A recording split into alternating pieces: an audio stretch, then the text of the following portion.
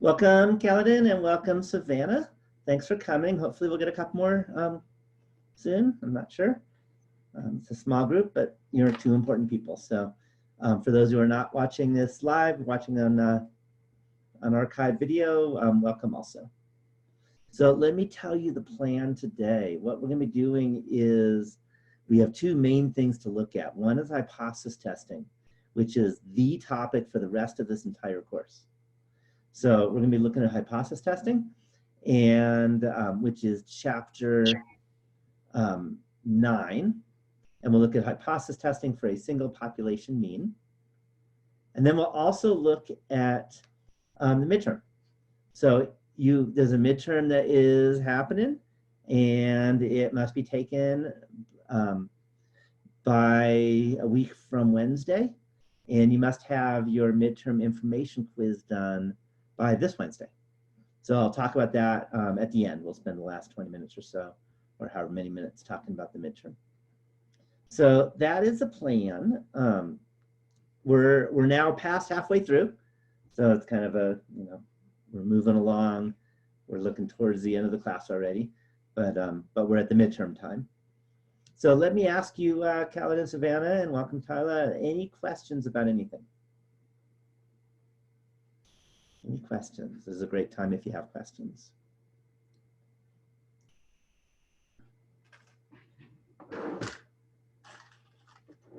Okay, if there's no questions, we're going to play a little game. And let me tell you the rules of the game. Pooja, thanks for coming. We're about to talk about a game that we're going to play. Here's how the game works. Can you all see what I've got here?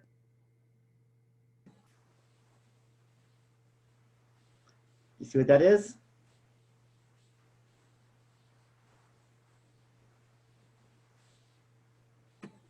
Okay, what I have is a quarter. And here's how the game is going to work. It's going to be a very simple game. I'm going to flip the coin. I'm going to look at what we got. And if it is heads, you win $1. Got it? And if it is tails, you lose $1. Does everyone understand the game? Is this a fair game? What do you think? So do you think this is a fair game or not? Does it sound fair? Okay. Yeah, it should be fair, except you might have a concern that I might cheat. I'm not going to tell you if I'm going to cheat or not, but it's possible. Does that make sense? So I might cheat, and in fact, what I'm going to do is I am going to share my desktop because I'm going to tell you about what we're going to do as we think about this game.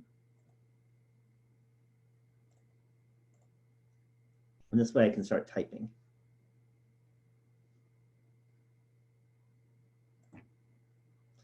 Okay, so we're going to run what's called a hypothesis test. And I'm going to tell you some caveats about the game. First is we're going to play it over and over and over again. Okay, again, heads you get $1, tails you lose $1. Okay, you worry about me cheating. You have to keep playing. But if you think that I'm cheating, you can quit. But if you quit, you're only allowed to quit if you turn me into my dean to try and get me fired because I'm cheating. So everyone understand the consequence of quitting? Okay, so let me tell you what we're going to do is we're going to do a hypothesis test. Let me write that down because that's the main thing of not just today, but the rest of the entire class. So this is a biggie. So this is hypothesis testing.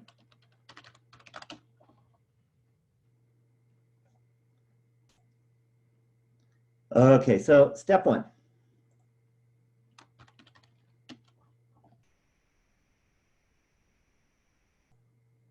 And that is to determine the null and alternative hypotheses.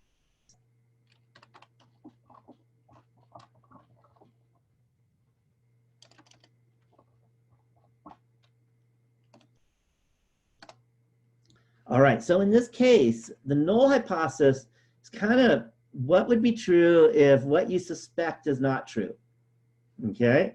You're worried about something, you're trying to show something, and maybe there's nothing special to show. If there's nothing special, then that's the null hypothesis.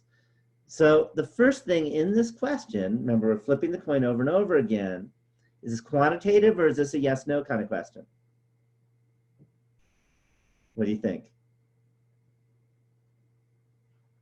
Okay, it's always how you start out in whenever you do any problem in this class from now on, and actually last week too, is you have to decide, is it quantitative?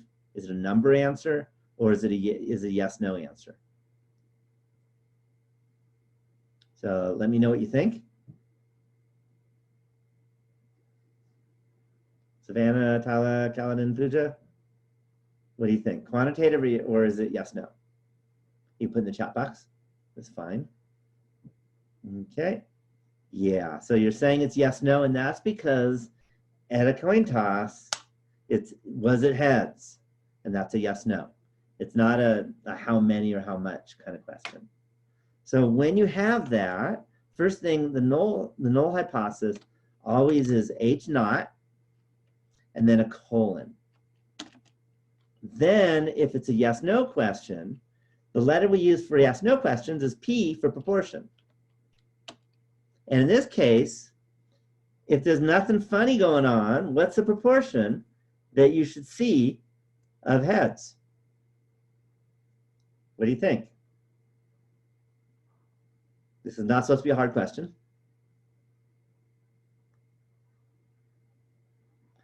Okay, but a proportion is a decimal.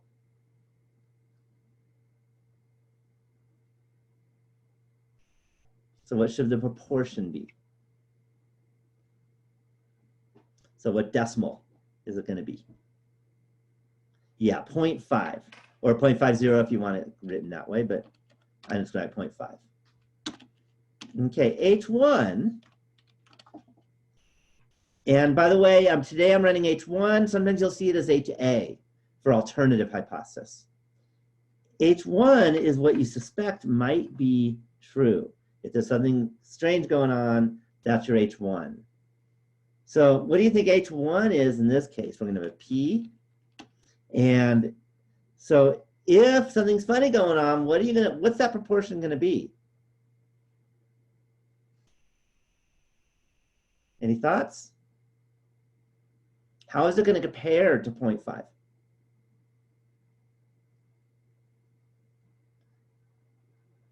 Any ideas?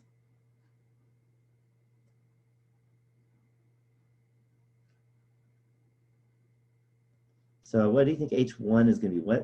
What inequality might you see?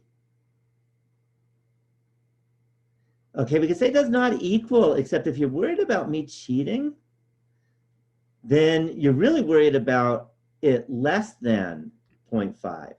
If it's greater than 0.5, there's nothing to worry about. You're happy, you smile. You made money. If I'm cheating, I'm probably cheating to make money for myself. So that's going to be a less than 0.5. Does that make sense?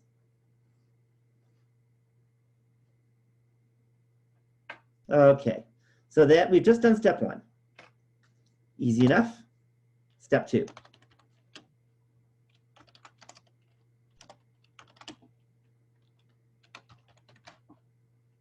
Determine the ramifications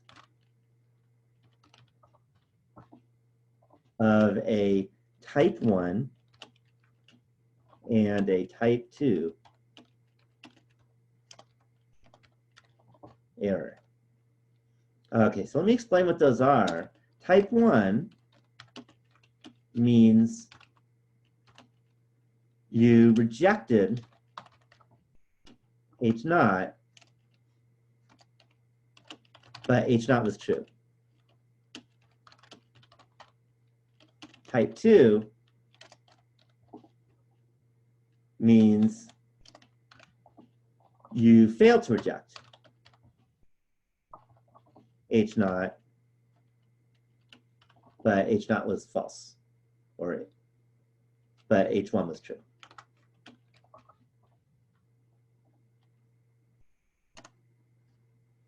Okay, so let's take a look at that. What are the, do you know what the word ramification means, by the way?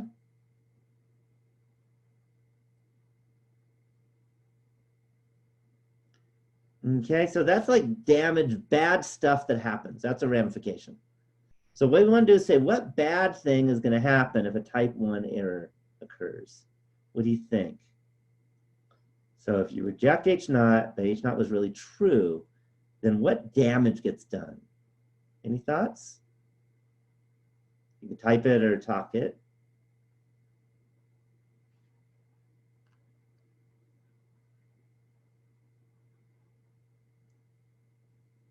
And by the way, when you do hypothesis testing, if there's no damage done, then it's probably not an interesting hypothesis and no one really cares about it. So there's always going to be some damage. Any thoughts? Any ideas? So think about it. You rejected H naught, so you decided that the proportion was less than 0.5, but it wasn't less than 0.5. Who gets hurt and how?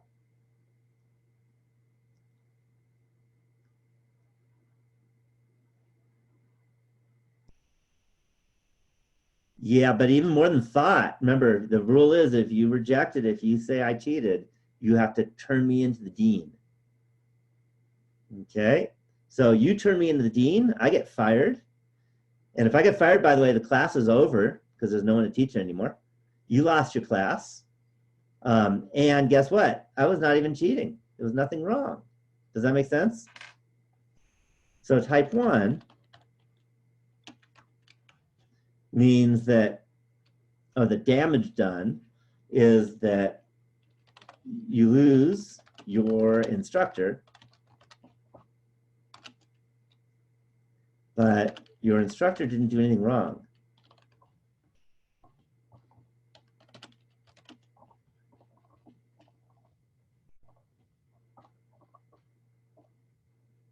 Does that make sense? That'd be pretty bad, right? All right, what about a type 2 error? What damage would be done with a type 2 error?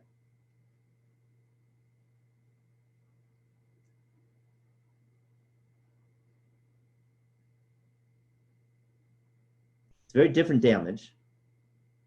What are the repercussions of a type 2 error?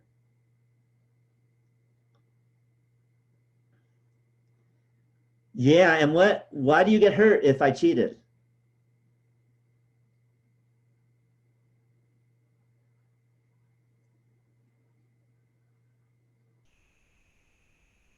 Yeah, but what kind of damage is done to you?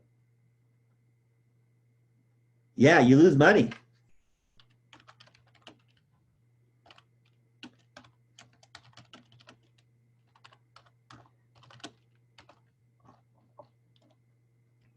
Any questions on that? Okay. So that was step 2. Step 3. Step 3 is decide on the level of significance.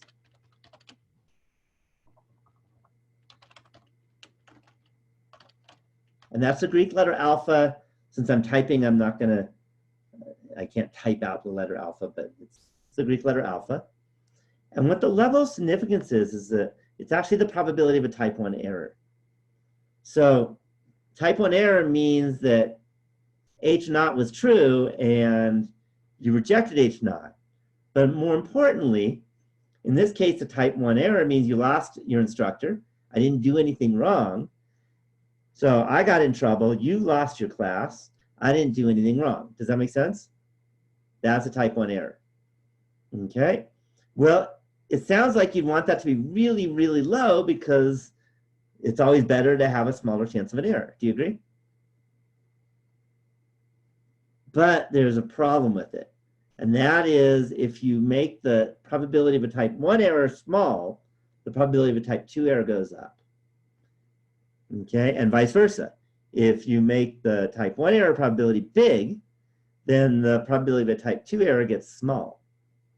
So you get to choose which is worse. Any questions on that idea. Traditionally,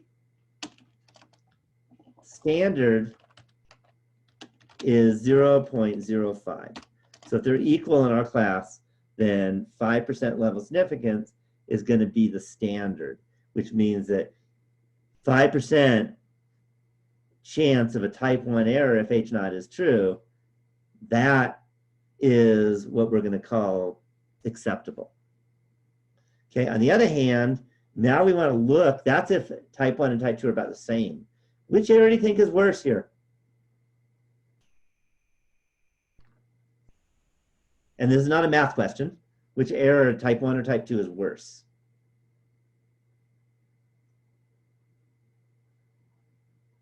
Okay, so Savannah and Pooja both say 1.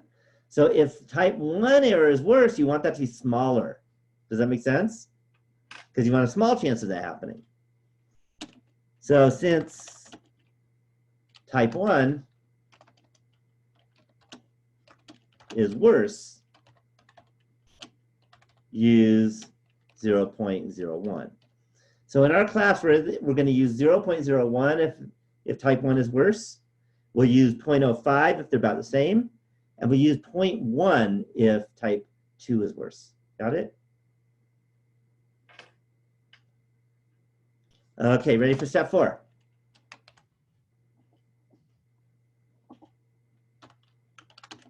Step 4 is collect data. Okay, in this case, that means play the game. Ready to play? All right, so what I want you to do is I want you to write down on paper or just note it. If you decide that I'm cheating and you're ready to turn me in, let me know what coin toss it was. Was it the first, the second, the third, etc.?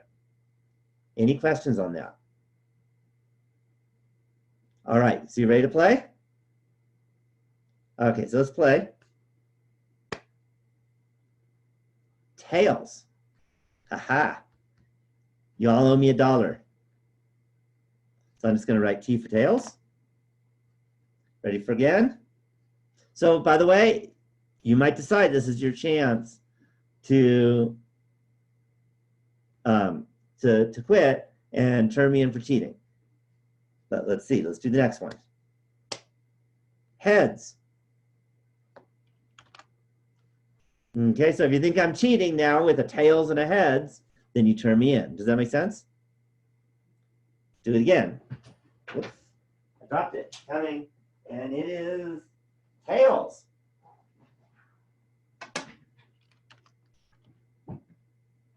So again, if you decide that I'm cheating, jot down when it is. This is the third one. Here comes fourth. Tails. Hey, I'm starting to get a little lucky now. All right.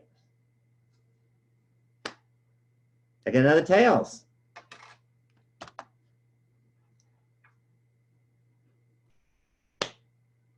And another tails.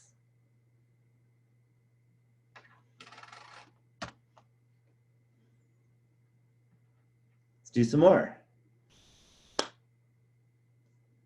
Got another tails. I am really getting lucky. Do another one. Tails again. How about another one? Hey, tails.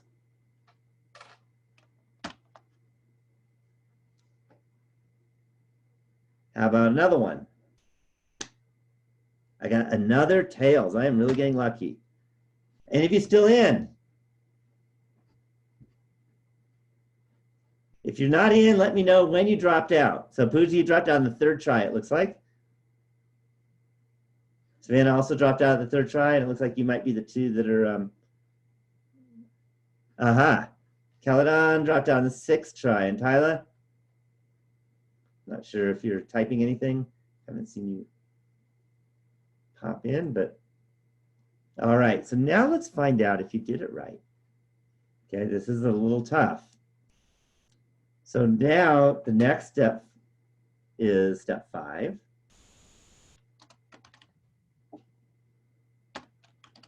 calculate the p-value.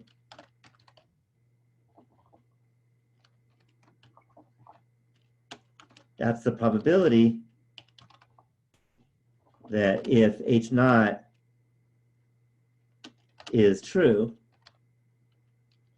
and if you did another trial with the same sample size,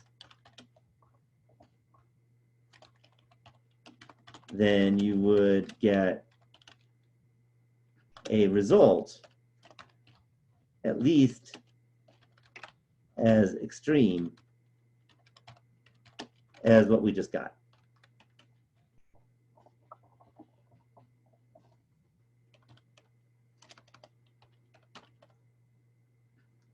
Any questions on the idea here? Okay, now let's do that. So I'm going to do that for Savannah and Pooja because you dropped out on the third try. Well, first thing, notice it's the third try. We're doing heads or tails. We have H naught is 0.5. If you do 0.5 times 3, that's definitely not bigger than 5. You can't use a normal distribution. Is that clear? We can use a binomial distribution on this one. And I'll just do the calculation for you. The probability that X is less than 1, because it was one head, right? Given P equals 0.5, well, let's calculate that out. There's 3 trials. And if you have 3 trials, to get 1 head or 0 heads is actually 50% chance. And notice that is bigger, much, much bigger than 0.01. Any questions on that so far? All right. So you should not have dropped out after the third coin toss, because you're not supposed to drop out. You're not supposed to accuse me of cheating unless it's under 1% chance. And here we had 50% chance. Any questions on that? How that calculation worked? All right, shall we check Kaladin's now? Let's look at the probability that X is less than 1, because there was 1 head by the end of 6 tosses, given P equals 0.5. And that is equal to 0.109, which is also greater than 0.01.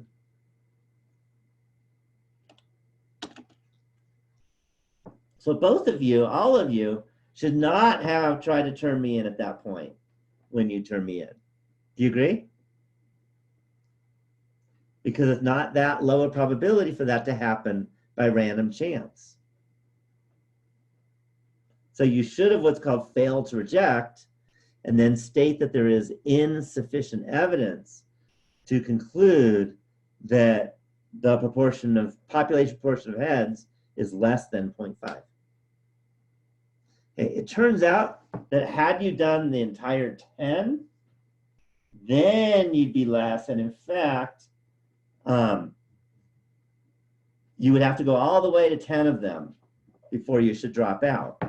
And then if you had gone to all 10 of them and dropped out, then you would find out that the p-value was 11 over 1,024, okay, which is a little bit less than 0.01. Okay, and actually that's a little more. You'd have to go one more to get another one, to get a little less than 0.01. And then you could say there is statistically significant evidence. Okay, so now I don't have a lot of room left. So I think what I need to do is that. I know what I'll do. I'll do this.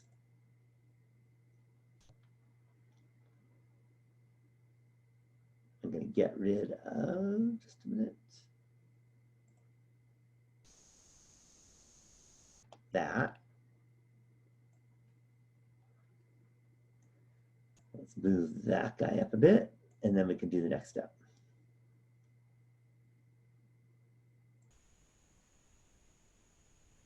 So step 6.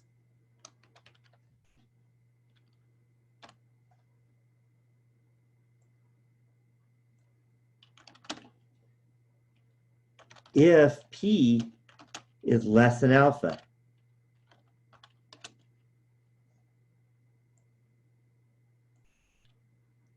reject H naught and conclude that there is statistically significant evidence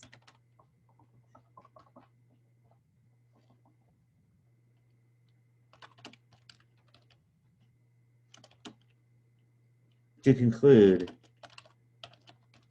that H1 is true. So here we'll say there's statistically significant evidence that the population proportion of heads is less than 0.5. On the other hand, if P is greater than alpha, fail reject H naught and state that there is insufficient evidence.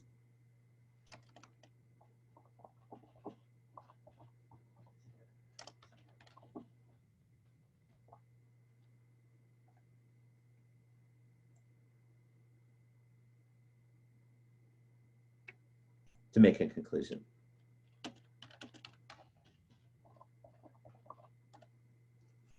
So that's just a fancy way of saying, I really wasn't able to figure anything out. I don't know anything, but you need to say it in a fancy way. So are there any questions about how this hypothesis test works? These are the steps, and I want you to let you know, these are the steps in order. They have to go in this order. Okay, you can't collect your data before you decide on your hypotheses. Okay, it's actually not ethical to do that. Any questions at all on the process? So we're going to spend the entire rest of this quarter doing hypothesis testing with lots of different types. In step 5, where did you plug in the 3 or the 6? That's one of those you're probably going to have to trust me. I did a binom CDF in my head. Does that make sense, Savannah? You're not going to have to do that in your head. And in fact, what I want to do next is I want to show you how we can do one that's more realistic, that's actually, we're going to need a calculator for. And then you'll see how to get it. But Savannah, I understand what your question is, because yeah, I certainly didn't want to tell you what I was doing in my head. You don't want to know what's happening in my head with math. But you can trust me. Okay, any more questions on this process? Okay, you need to get every step down in order to be able to handle hypothesis testing. Any other questions on this? Okay, so now let us reshare.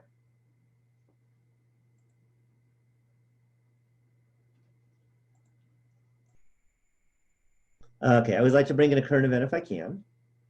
And here's a current event. So, new high of 90% of Americans are satisfied with their personal life. Sounds like a good thing, right? So here's my question. And we got some chart here. Is this really a high? Take a look at the graph. Does it look like a high?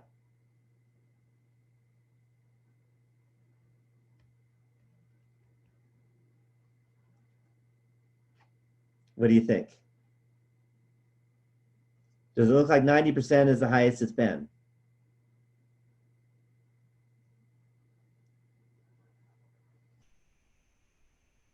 Okay, Well, 90 is bigger than 87, by the way. Does that make sense, Savannah?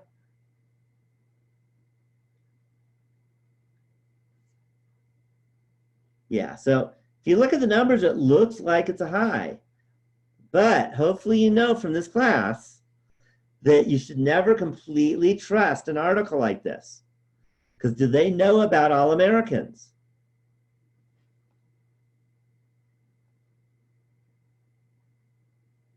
Yeah, they definitely don't know about all Americans.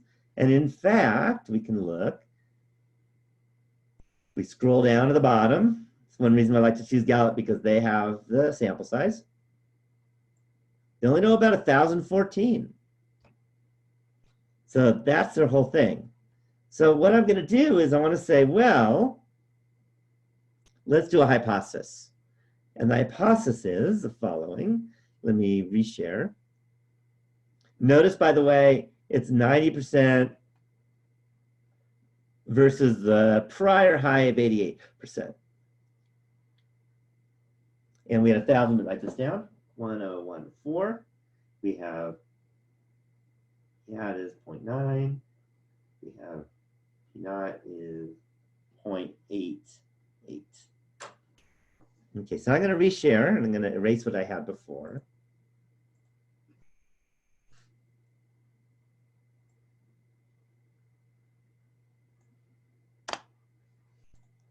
And let's go through our process. At least some of it. I'm not going to do all of it necessarily. We just did one. Okay, so first thing is we need to state H0. So H0 is that the proportion is equal to 0.88 because that was the prior high. That if we're not bigger than 0.88, we don't have a new high. And H1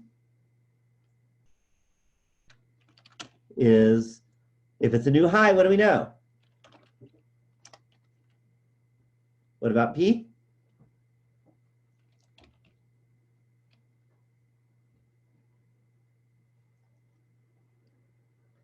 Why don't we use 0.9? Because we want to find out if it's a new high. Well, to be a new high means you got to be, you got to rise above the prior high, which was 88%. Do you see that? That's what it means to be new high, is you need to be over 88%. And in particular, that makes H1, P is greater than 0.88.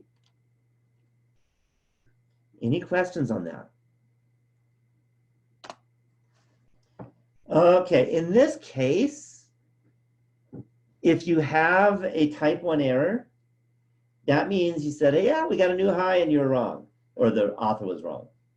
And if you have a type 2 error, it means that you had a new high and you didn't know it and you weren't able to say you had a new high. I'd say it's about the same. What do you think in terms of damage?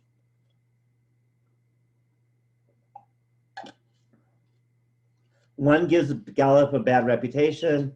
The other means Gallup wasn't able to make an article. And they're both bad. Okay, but none of them are going to kill anyone or anything like that. So I'm going to let alpha equal 0.05 because type 1 and type 2 are about the same. Okay, the data they collected for us. So now we're going to look at their data. We're going to say, it was 90% is what they got. So now I'm going to show you how to do it with the calculator instead of doing in my head. Because now we actually have a big enough sample to use a normal distribution. Because we have 1,014 and 88% of 1,014 is bigger than 5. And so is 12% of 1,014 bigger than 5 by a lot. So now I can go and look at our calculator. Any questions so far? Okay, so here's our calculator. And what I'm going to do is I am going to go to stat, used to this. I'm going to go to tests. And I'm going to use the one prop Z test. There was one sample. It's a yes/no question, right? Are you satisfied with your life or something like that? So that's proportion. Z because the sample size is large enough, and it's a hypothesis test. I can hit enter. This P0, that's a P with H naught, which was 0.88. The X are the number of people who said yes. Well, there were 1,014, and they said that 90% said yes.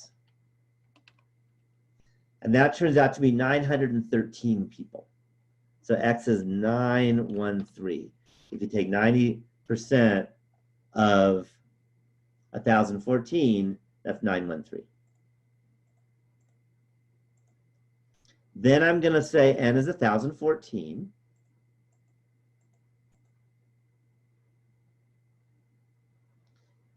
And then for the prop, that's going to be greater than, because we want to show it's a new high, we have a greater than an H1. So stop me if you don't understand any piece of this. I really don't care about the color, so just ignore it. Most calculators don't even ask for color, but for some reason this does. And then I hit calculate. Any questions before I hit calculate? Okay, so let's go calculate. And what I've got is a few things. We have Z equals about 2, actually. Okay. Well, Z, you're used to Z. Z is the test statistic from the standard normal curve. And we're just around 2. That's an outlier, remember that? Rounded to the nearest whole number is definitely an outlier. Okay. Even rounding to 2 decimals gives you 2. P is our p-value. The p-value is about 0.046.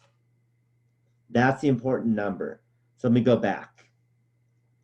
So our p-value is 0.046. And I can do new share.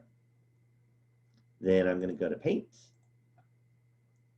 And I can say the p-value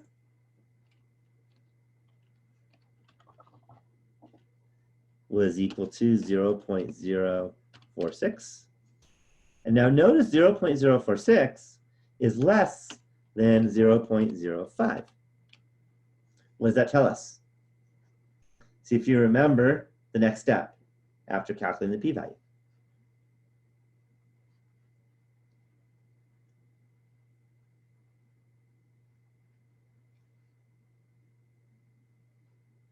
Anyone remember?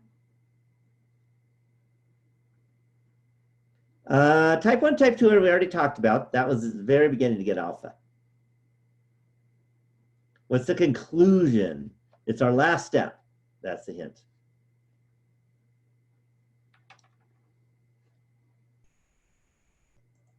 All right, if you're not all telling me, maybe I'll type it out.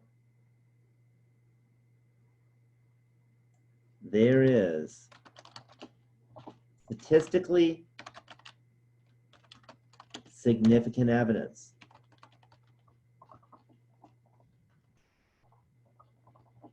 to conclude that the population proportion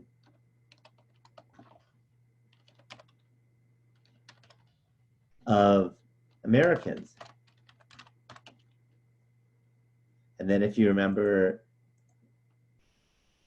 the survey was about satisfied with their personal life, who are satisfied with their personal lives.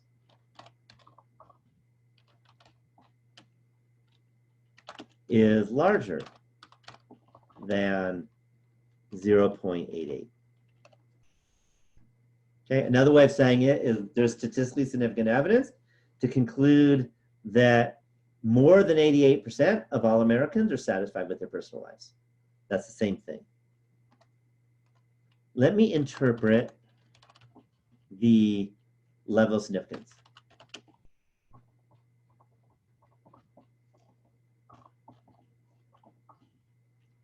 Okay, so to interpret the level of significance, we say that if H naught is true, or 88% of all Americans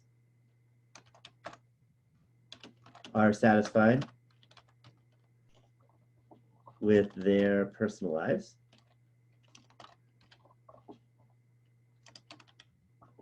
and we surveyed another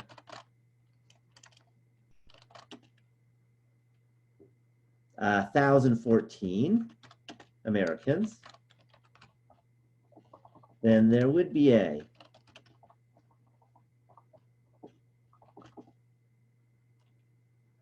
5% chance that we would end up falsely concluding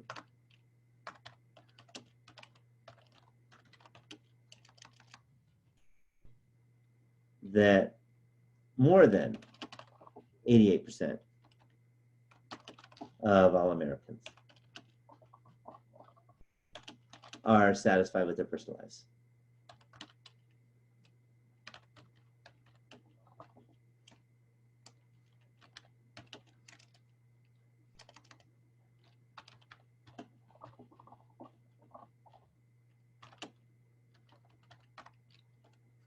Any questions about the level of significance?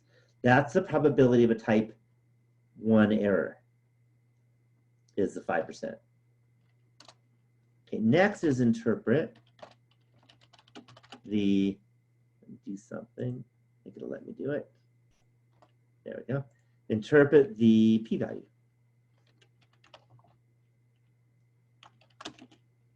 And the idea is it starts exactly the same. So I'm going to copy and paste.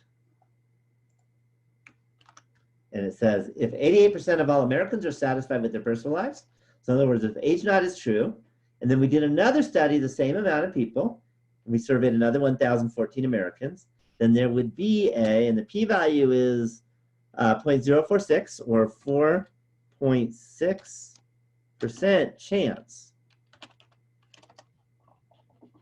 that the sample proportion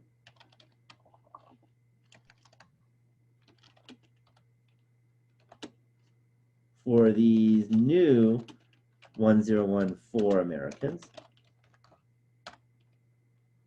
and maybe proportion of those satisfied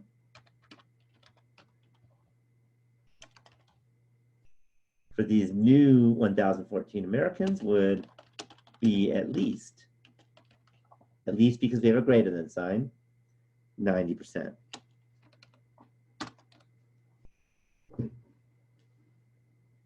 Any questions on this? It's a lot of typing. Get ready to write a lot on the midterm, by the way. There's a lot of writing here. Any questions at all on this example? In terms of the conclusion, which is what we started with, interpreting the level of significance, that was the middle one, and interpreting the p-value. That was the last one. In fact, I wonder if this will work. We'll see. Yep. Any questions at all?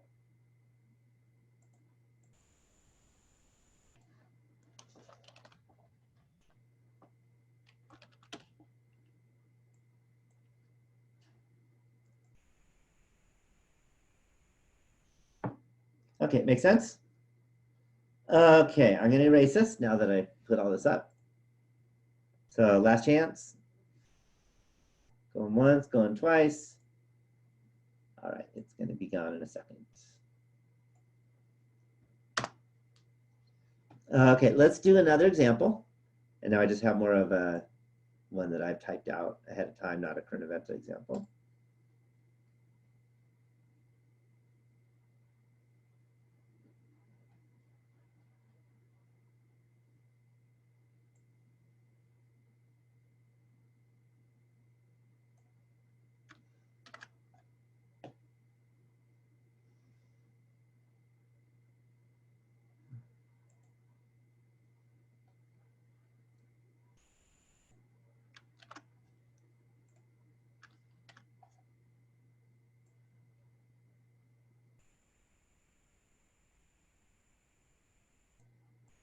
Okay, so here's an example I've got. The average morning turbidity of Lake Tahoe is 0.40 NTUs. A study of summer afternoon lake turbidity in Lake Tahoe was measured at randomly selected days and locations to see if the turbidity is higher in the summer afternoons, and the results are shown below. And what we want to do is we want to conduct a full hypothesis test. Any questions on the question? Okay, and by the way, you don't have to know all the science. Having a high turbidity is bad, by the way, and that's bad for our lake. Okay, so what you do is we're going to start out, and I'm going to do this with a pen for a reason you'll see later. So we're going to write H naught. Okay, how does this differ than the last examples? What's the main difference?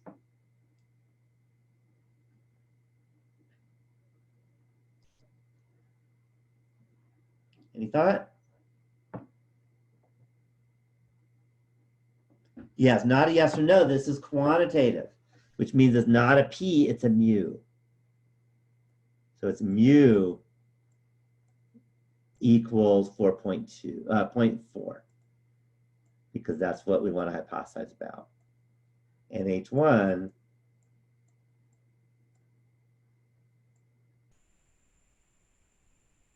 is that mu,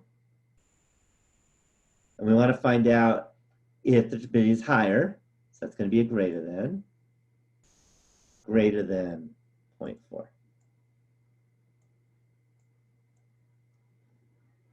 Okay, now what we're going to do is we're going to go to our calculator. Okay, let's use alpha as 0.5. Not going to get into the detail because we have a lot to do today. 0.05, I mean.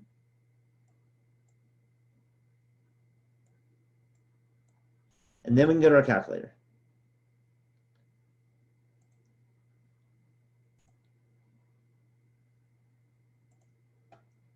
All right, first thing I can do is I'm going to go to stat. I'm going to edit. I'm going to go up to L1. I'm going to clear it out. And then I'm going to type in all my data. So it's 0.55. Oops.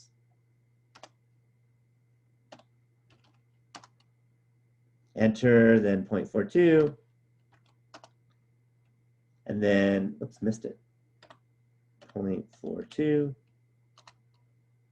And then 0.38. And then 0.91. And then 0.74. 0.88. 0.27. 0.56. 0.71. 0.55. 0.41. 0.47. 0.33. 0.68. 0.49. 0.55. 0.46. Almost there, 0.60. Any questions at all on entering this data? Then I'm going to go to stat. I go to tests. And now I'm going to do t-test. T-test because we don't know the population standard deviation, which we never will on any problem I give you on the midterm, by the way. And it's a hypothesis test. It's just one sample. So I hit enter. I hit enter on data because I have data now. Mu naught was 0.4. That's the H naught's mu. List is L1. Freak is 1. We have a greater than. Never care about the color. And I'm going to hit calculate. Any questions on what I just did? Okay, let me hit calculate. Okay. Notice the T, the test statistic, is about 3.685. And the p-value is not 9.18, it's 0.000918. Any questions on that?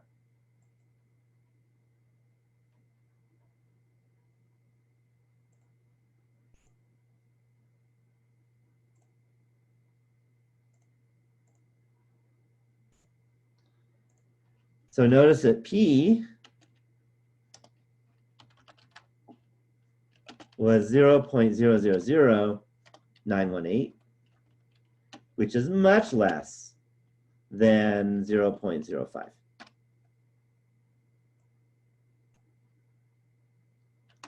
So there is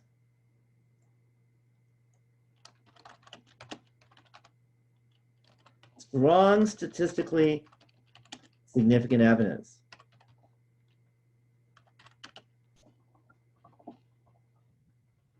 that the population mean turbidity in the summer afternoons is greater than 0.4. Any questions on this? Yeah, so Pooji said we don't have standard deviation, we use a t-test. That's correct. For chapter 9, for the midterm, is that if it's quantitative and you're doing a hypothesis test, it'll be a t-test. You won't be doing a z-test.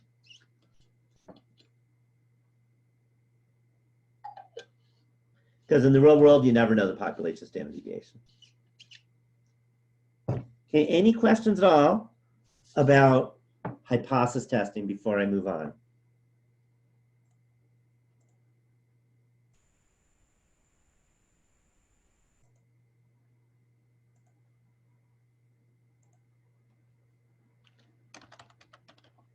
Okay, let me give you a secret word. And the secret word today is statistically.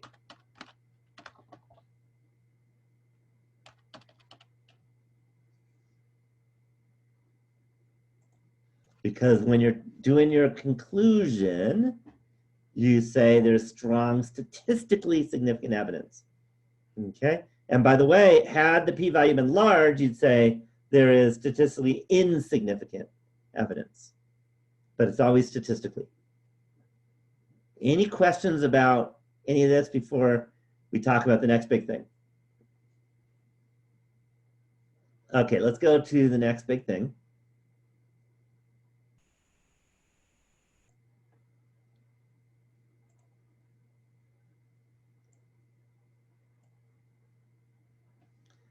Okay, so let me remind you, go to the syllabus.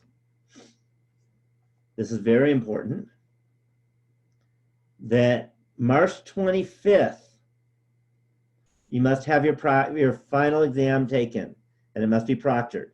Got it? Please ask any questions if you have them.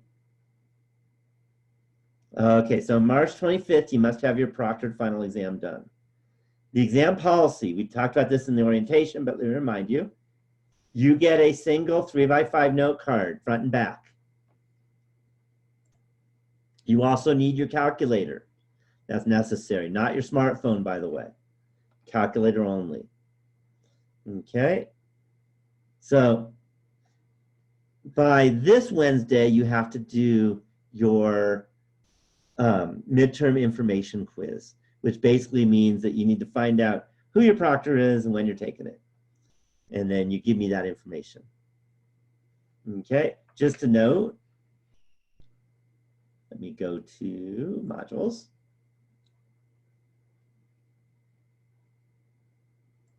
We're in week 7. And notice there's a midterm information quiz.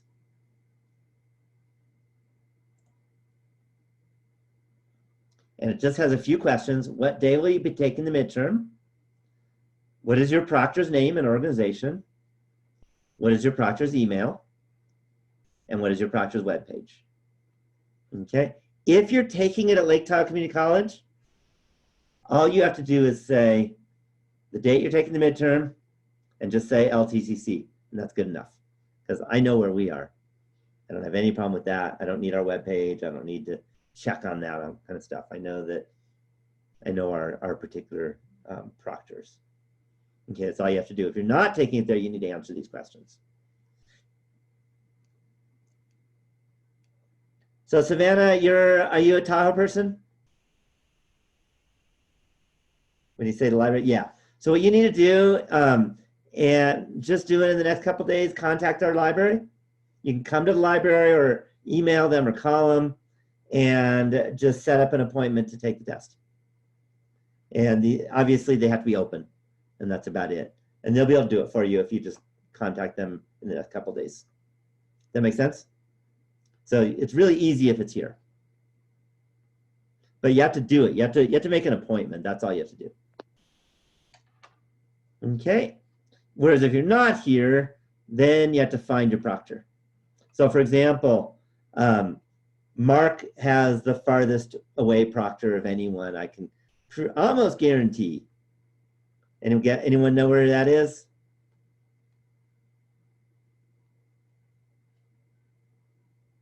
Yeah, Afghanistan. So it's way the hell far away.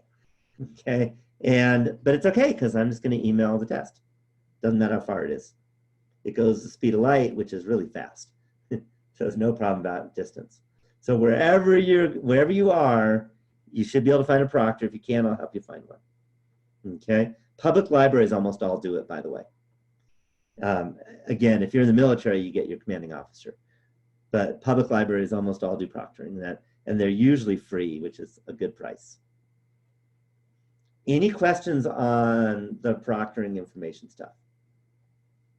Any questions? I thought I would also do the following. Let me reshare.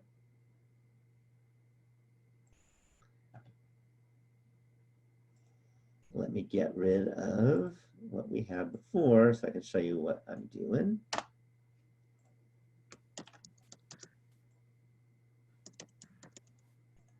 Okay, so this is basically, this is what I send your proctor. It says, Dear Proctor, okay? Sometimes it says, Dear whatever the person's name is, if I have the person's name. Thank you for the proctoring information. Here are the rules for the exam. Please check the student's ID and verify the student is indeed that person. So you must show your photo ID.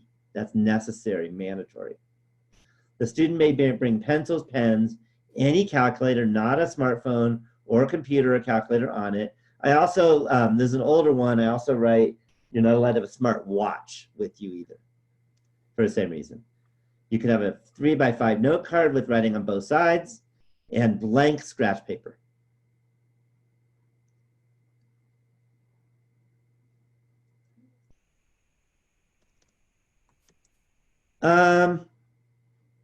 Yeah, so the student's ID means your identification, Kaladin. So your driver's license is your student ID. That's your ID.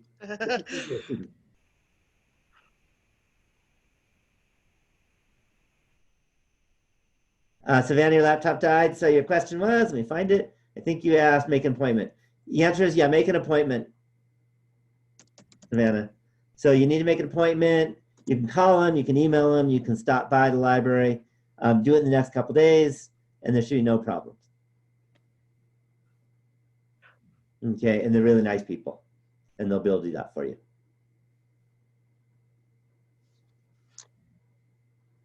March 26th.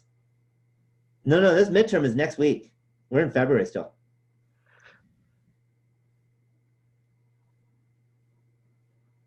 Yeah, so I'm not sure where you get March 26th. Maybe that you're thinking the final exam, but we're talking about the midterm. And the midterm has to be taken by February 26th. Yeah. So it has to be taken by February 26th. And you have to do the information by tomorrow. Yeah, definitely not March 26th. Yeah, you might have been reading the final exam. I think that might have been March 26th, something like that. Okay, that might have been March. I'll have to look at it, but that's another day. We'll talk about that. Okay, let me read more. So yeah, so she can leave her cell phone and her smartwatch with you when she takes the test, or he if it's a he. Student has 2 hours to complete the midterm. Make sure you give yourself 2 hours of time. Okay, and then the rest you don't need to know. It just says send it to me. Any questions on the rules? Okay, so now let me go back.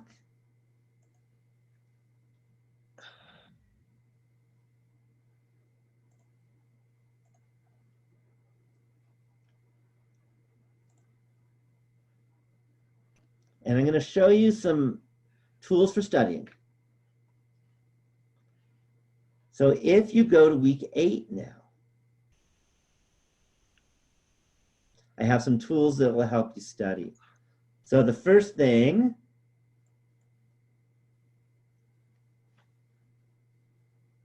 is I created a midterm shell. Okay. And what this is your midterm with a bunch of things left out. So you're going to want to look through this and do a lot of problems that are like these, because that's what this is. So notice problem number 1. Okay, for each part, be sure to write down the sampling distribution for each. Okay, let me double check that I didn't update this. Just 1 second. Just a minute.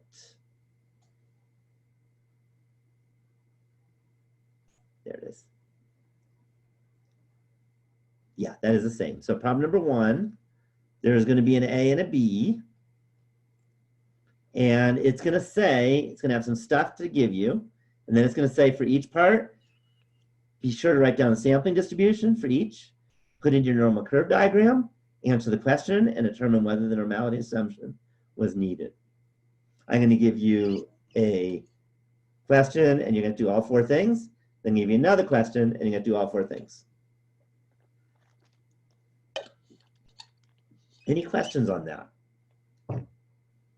Okay, so again, number 1 should look like an X tilde N, or maybe an X bar tilde N, or maybe a sigma X tilde N. I don't know if you remember those happened a few weeks ago. Number 2 is going to be a picture of a normal curve. Number 3, you're either going to use the normal CDF or you can use the inverse normal.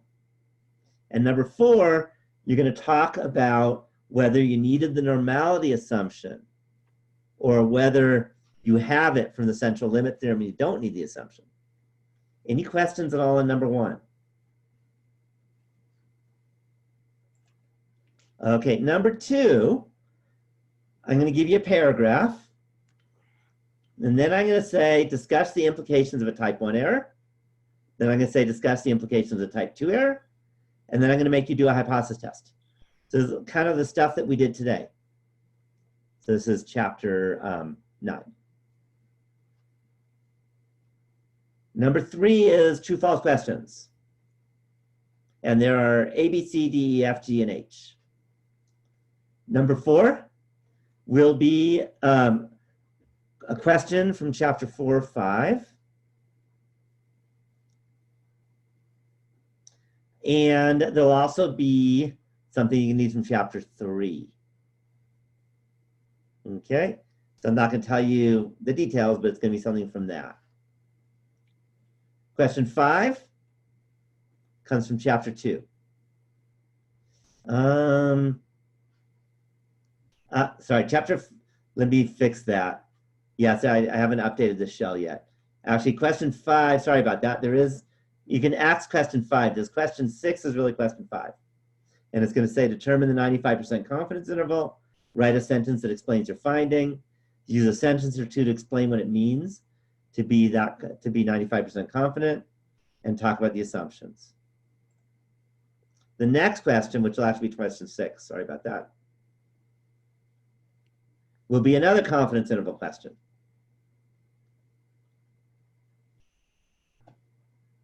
The next question is going to be another hypothesis test question. Okay? And I'm going to ask you to write down the null long-term hypothesis, state the results, interpret the p-value, and interpret the level of significance, like kind of what I just did 20 minutes ago.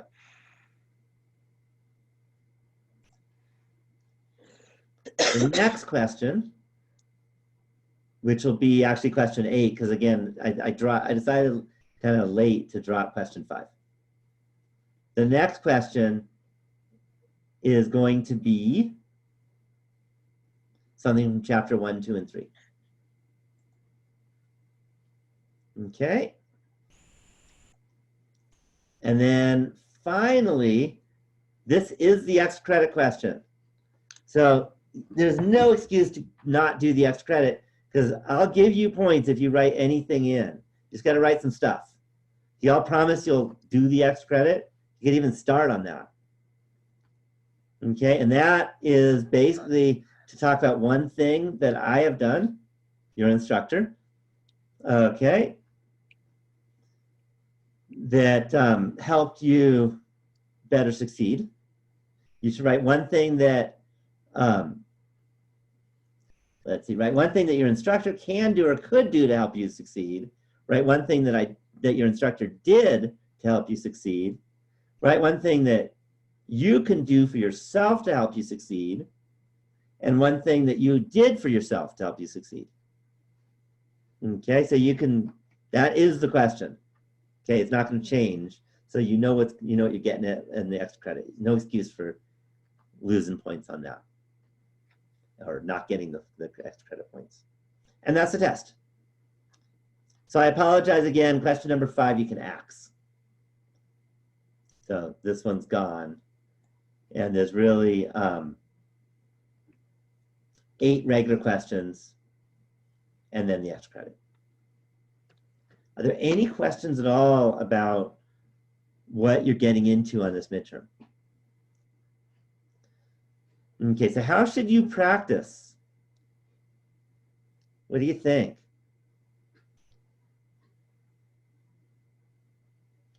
What should you do to study and practice?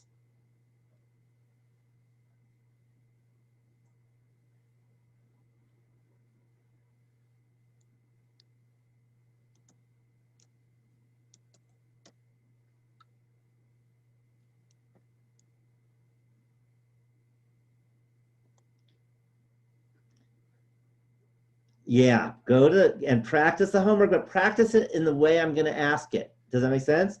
Get a pencil and paper out. Don't just click on a multiple choice thing. Write things out. If you don't write things out, you're not going to be able to do it on the midterm. Got it? So if you're going to go to the homework, make sure you write it out. Let me tell you something really important that you should do. A lot of people don't even think to do it. But if you go to, say, week 6, and you go to the discussion assignment,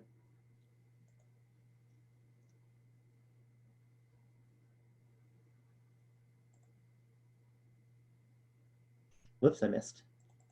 One more time. That wasn't the discussion assignment. You go to week 6, and you go to the discussion assignment, this one.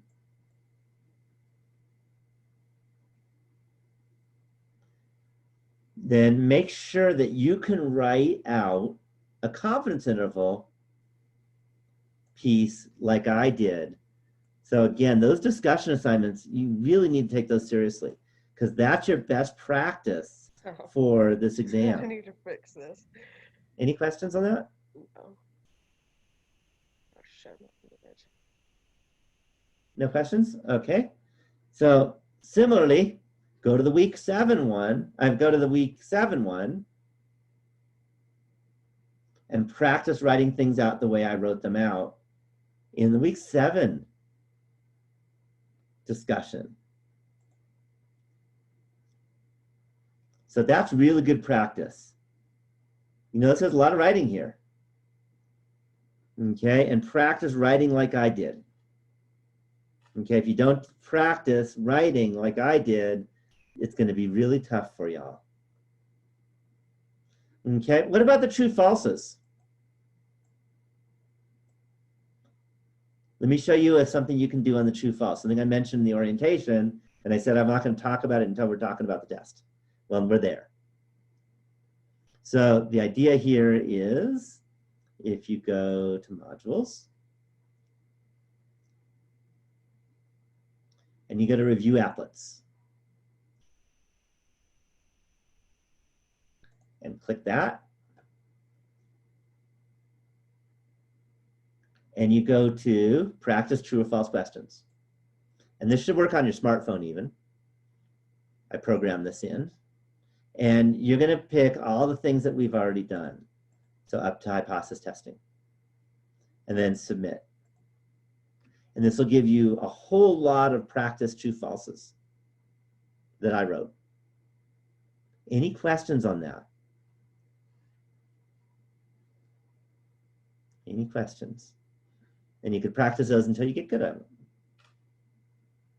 Okay, so there's a lot of different tools that you can use that will help you get ready for this midterm. What you don't want to do is just like blow it off and don't do anything. That won't work. And by the way, you need to do the midterm information by Wednesday, by tomorrow, or you're going to lose a big chunk of your grade, which you don't want to do.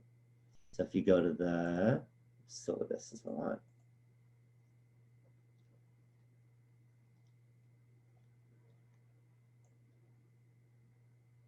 Students who complete the quiz late will receive a 5% deduction from their exam score. And there's no reason for that. Just get it done. Okay, you have till tomorrow.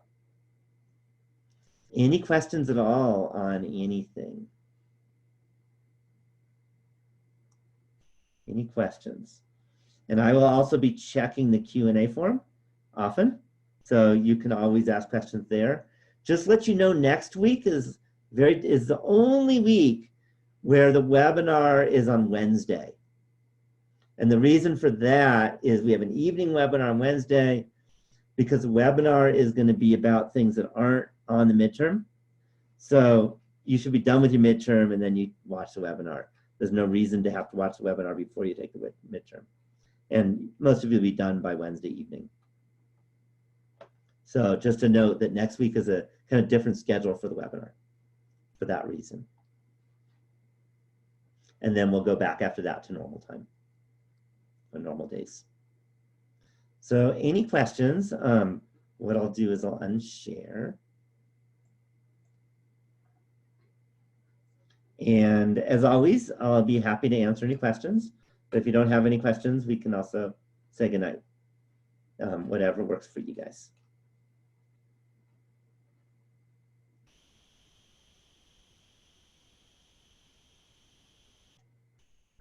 Any questions? All right, good night, Colin.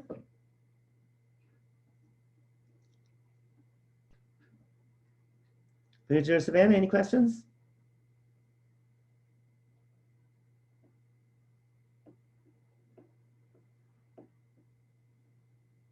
Okay, then good night, Pooja. Savannah, any questions? All right, well then, for all of you who are watching this as an archived webinar, thanks for watching it. I hope you've already done your midterm information quiz so that you don't lose points, and good luck on your midterm next week. I'll be checking the Q&A form often. Goodbye.